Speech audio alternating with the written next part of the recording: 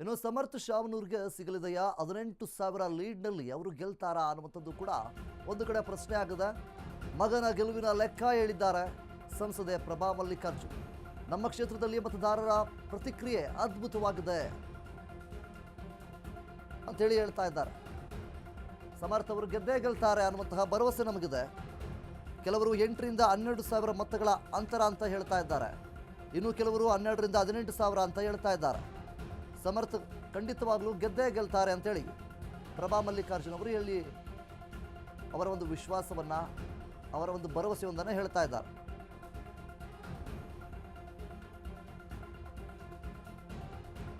ಇನ್ನು ಮೇ 4ರ ಫಲಿತಾಂಶದ ಮೇಲೆ ಎಲ್ಲರ ಕಣ್ಣು ಈಗ ಮೇ 4ರ ಫಲಿತಾಂಶದ ಮೇಲೆ ಇದೆ.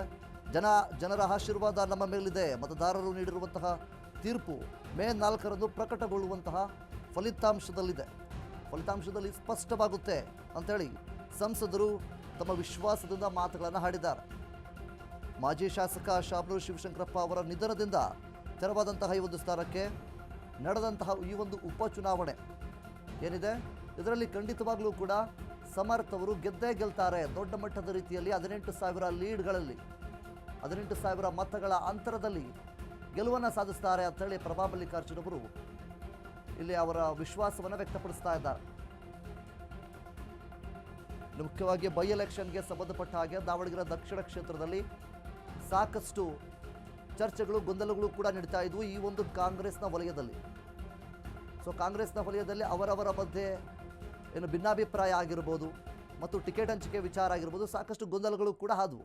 ಆದರೆ ಈಗ ಸಮರ್ಥ ಅವರ ಅಭ್ಯರ್ಥಿಯಾಗಿ ಏನು ಈಗಾಗಲೇ ಪಾಲ್ಗೊಂಡಿದ್ದಾರೆ, ಇದರಲ್ಲಿ ಮುಖ್ಯವಾಗಿ ಏನು ಮತದಾನ ಎಲ್ಲವೂ ಕೂಡ ನಡೆದಿದೆ. ಮೇ 4ರಂದು ಫಲಿತಾಂಶ ಕೂಡ ಪ್ರಕಟವಾಗುತ್ತೆ. ಖಂಡಿತವಾಗ್ಲೂ ನಾವು ಗೆದ್ದೇ ಗೆಲ್ತೀವಿ, ನಮ್ಮ ಮಗ ಸಮರ್ಥ ಗೆದ್ದೇ ಗೆಲ್ತಾನೆ ಅಂತೇಳಿ ಪ್ರಭಾ ಮಲ್ಲಿಕಾರ್ಜುನ್ ಅವರು ತಮ್ಮ ವಿಶ್ವಾಸವನ್ನು ವ್ಯಕ್ತಪಡಿಸಿದ್ದಾರೆ.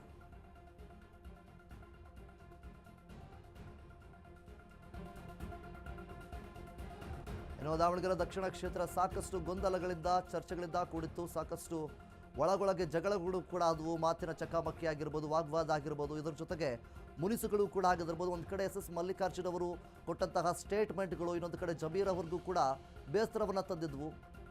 ಅದಾದ ನಂತರ ಜಮೀರ್ ಅಹಮದ್ ಖಾನ್ ಅವರು ಕೇರಳದ ಚುನಾವಣೆಯಲ್ಲಿ ಬ್ಯುಸಿಯಾಗಿದ್ದರೂ ಸಹಿತ CM ಸಿದ್ದರಾಮಯ್ಯ ಅವರು ಕರೆದಂತಹ ಒಂದೇ ಒಂದು ಮಾತಿಗೆ ಏಪ್ರಿಲ್ 5ನೇ ತಾರೀಕು ದಾವಣಗೆರೆ ಕ್ಷೇತ್ರಕ್ಕೆ ಬಂದು ಪ್ರಚಾರ ಮಾಡೋದಕ್ಕೂ ಸಹಿತ ಮುಂದಾಗಿದ್ದರು. ಹೀಗಿರಬೇಕಾದ್ರೆ ಸಾಕಷ್ಟು ಗೊಂದಲಗಳು, ಚರ್ಚೆಗಳು ಎಲ್ಲವೂ ಕೂಡ ನಡೆದಿದೆ. ಒಂದು ಲೆಕ್ಕದಲ್ಲಿ ಹೇಳಬೇಕಂದ್ರೆ ಕಾಂಗ್ರೆಸ್ನಲ್ಲಿ ಸಾಕಷ್ಟು ಕೋಲಾಹಲ ಕೂಡ ನಡೆದಿದೆ. ಹೀಗಿರಬೇಕಾದ್ರೆ ಸಮರ್ಥ ಅವರು ಗೆದ್ದೇ ಗೆಲ್ತಾರೆ ಅಂಥೇಳಿ ಪ್ರಭಾ ಮಲ್ಲಿಕಾರ್ಜುನ್ ಅವರು ಹೇಳ್ತಾ ಇದ್ದಾರೆ. ಇನ್ನೊಂದು ಕಡೆ ಮುಸ್ಲಿಂ ಅಭ್ಯರ್ಥಿಗಳಾಗಿರ್ಬೋದು ಅಥವಾ ಅಲ್ಪಸಂಖ್ಯಾತರಾಗಿರ್ಬೋದು, ಕಾಂಗ್ರೆಸ್ನ ಸೋಲಿಸ್ತೀವಿ ಅನ್ನುವಂತಹ ನಿಟ್ಟಲ್ಲಿ ಒಂದಿಷ್ಟು ಮಾತುಗಳನ್ನು ಆಡಿದರು, ಬಂಡಾಯ ಎದ್ದಿದ್ರು, ಕಾಂಗ್ರೆಸ್ನ ವಿರುದ್ಧವಾಗಿ ಕಿಡಿಕಾರಿದ್ರು. ನಮಗೆ ಟಿಕೆಟ್ ಕೊಡ್ತಾ ಇಲ್ಲ, ಇವರನ್ನು ಖಂಡಿತವಾಗ್ಲೂ ನಾವು ಸೋಲಿಸ್ತೀವಿ, ಶಾಮನೂರು ಶಿವಶಂಕರಪ್ಪನವರು ನಮಗೆ ಟಿಕೆಟ್ ಕೊಡ್ತೀವಿ ಅಂತ ಹೇಳಿದರು. ಹೀಗಿರಬೇಕಾದ್ರೆ ಟಿಕೆಟ್ನ ನೀಡ್ತಾ ಇಲ್ಲ, ಅಲ್ಪಸಂಖ್ಯಾತರನ್ನು ಕಡೆಗಣಿಸ್ತಾ ಇದ್ದಾರೆ ಅಂತೇಳಿ ಮುಸ್ಲಿಮರು ಕೂಡ ತಮ್ಮ ಆಕ್ರೋಶವನ್ನು ವ್ಯಕ್ತಪಡಿಸಿದ್ರು. ಈಗ ವೋಟ್ ವಿಭಜನೆ ಆಗಿರ್ಬೋದಾ ಅನ್ನುವಂಥದ್ದು ಕೂಡ ಒಂದು ಕಡೆ ಪ್ರಶ್ನೆ ಆಗ್ತಾ ಇದೆ. ಅದೆಲ್ಲದರ ಮಧ್ಯೆ ಅಬ್ದುಲ್ ಜಬ್ಬಾರ್ ಆಗಿರ್ಬೋದು, ನಜೀರ್, ಅಫ್ರೀನ್ ಖಾನ್ ಇವರೆಲ್ಲರೂ ಕೂಡ ಒಂದಿಷ್ಟು ಈ ಒಂದು ಪಕ್ಷದ ವಿರುದ್ಧವಾಗಿ ಚಟುವಟಿಕೆಗಳಲ್ಲಿ ಭಾಗಿಯಾಗಿದ್ದಾರೆ ಅನ್ನುವಂತಹ ಆರೋಪದ ಮೇಲೆ ಅವರನ್ನೆಲ್ಲ ಅಮಾನತು ಕೂಡ ಮಾಡಿದ್ದಾರೆ, ಉಚ್ಚಾಟನೆ ಮಾಡಿದ್ದಾರೆ. ಇದರಿಂದ ಪಕ್ಷಕ್ಕೆ ಒಂದು ಕಡೆ ಹೊಡೆತ ಬಿದ್ದರೂ ಬೀಳಬಹುದು ಅನ್ನುವಂಥದ್ದು ಕೂಡ ಸಾಧ್ಯತೆ ಇದೆ. ಹೀಗಿರಬೇಕಾದ್ರೆ ಈಗ ಪ್ರಭಾ ಮಲ್ಲಿಕಾರ್ಜುನ್ ಅವರು ಒಂದು ಹೇಳಿಕೆ ಒಂದನ್ನು ಕೊಟ್ಟಿದ್ದಾರೆ. ಖಂಡಿತವಾಗ್ಲೂ ಸಮರ್ಥ ಅವರು 18,000 ಲೀಡ್ನಲ್ಲಿ ಗೆದ್ದೇ ಗೆಲ್ತಾರೆ ಅನ್ನುವಂಥದ್ದನ್ನು ಹೇಳಿದ್ದಾರೆ.